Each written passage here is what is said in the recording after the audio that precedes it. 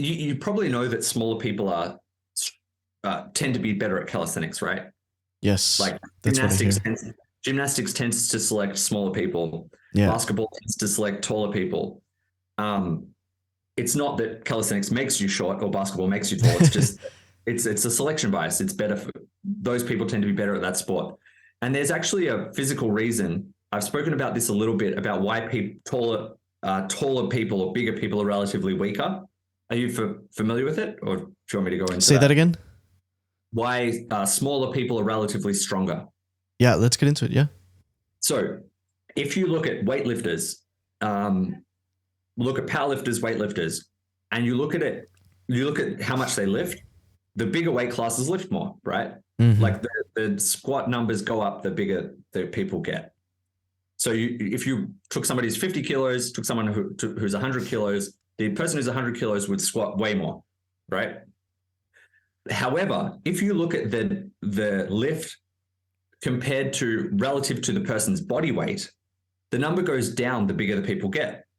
So, for example, if you see somebody who is 50 kilos, right, bench pressing 100 kilos, it's impressive, right? Double body weight, it's impressive, but it's not unheard of. But you're not going to see somebody who's 200 kilos benching 400 kilos.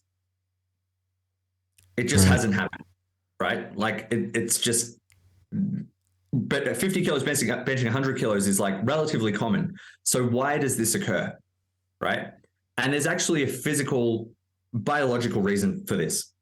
So, and you see this in the animal kingdom too, right? You see like an ant or like insects, they can lift like 20 times their body weight with ease, but you're not going to see that from an elephant, right?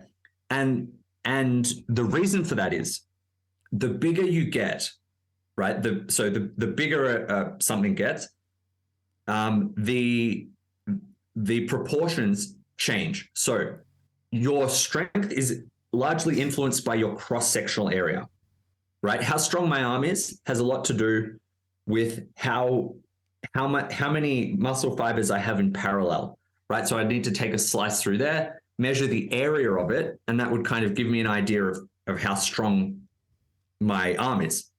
Okay, it's proportional to your cross-sectional area, how many muscle fibers there are in parallel.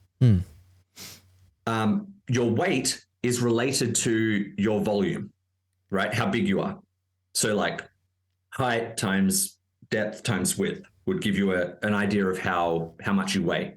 And people's weight will change based on, fat versus muscle, but it doesn't change by much. Like the density is slightly different, but it's not drastically different. If you know somebody's dimensions, you get a rough idea of how much they weigh. Now, when you have a cube, right? Just think of a cube. You've got, let's say it's 1 by 1 by 1. Okay. The cross-sectional area is, let's say, 1 meter cubed. Cross-sectional area, 1 meter squared. And the volume is 1 meter cubed, right? Does that make sense so far? I think so, yeah. Okay, now double it. You've got 2 by 2. Right. The cross-sectional area now is 4, right? 4 squares. Length times width. 4 meters squared. But the volume now is 8 meters cubed. Yeah, right? Interesting, yeah. Double it again. Okay, so now you've got 4 by 4. The cross-sectional area is now 16, 4 times 4. The volume is 4 times 4 times 4, which is 64, right? So what you see here is as the cross-sectional area doubles, the volume triples, right? Like the cross-sectional area is squared, the volume is cubed. So the bigger you get, the bigger you make that cube, the volume increases at a faster rate than the cross-sectional area. Okay? You see the same thing with humans. So the bigger you get, the more your weight is going to increase relative to your cross-sectional area, which is your strength. So you make people bigger and they do get stronger, but relative to their weight, they get weaker. And you see this in strength sports all the time. Higher weight classes lift more, but relative to their body weight, they lift less. So when you hear people say things like, Well, weights aren't a fair comparison of strength, right? I've heard some calisthenics guys mention this before. They're like, weights weights aren't a good measure of strength because, you know, like bigger people can lift more. So a better measure of strength is pull-ups, right, or dips, because you're just lifting your body weight. So it's like it's kind of scaled to your body weight, and therefore everyone's equal. But that's not true, because smaller people have an advantage there, have a biological advantage. So yeah, smaller people tend to be better at calisthenics. For partly because of that reason. Secondly, because the taller you get, your lever arms get longer. You know, if you're 6'5", trying to do a planche, it's going to be much harder than if you're 5'5".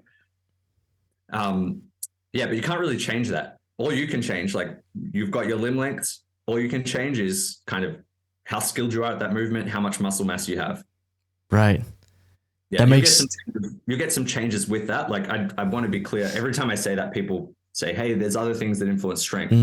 There are other things that influence strength that you'll be changing, like how efficiently your muscle fibers can confer that force to your through the connective tissue to your bone. You will get some muscle architecture changes, right? But you're not going to change like the point at which your tendon inserts or your limb segment lengths. Right. So